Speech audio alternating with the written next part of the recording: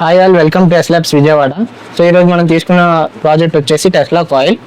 So ఈ Tesla coil project కోసం మనం ఏంటంటే ఒక టెస్లా కాయిల్ అయితే బిల్డ్ చేసుకున్నాము. 35 గేజ్ కాపర్ వైర్ యూస్ చేసుకుని అయితే ఒక టెస్లా కాయిల్ అని బిల్డ్ చేసుకుంటున్నాము.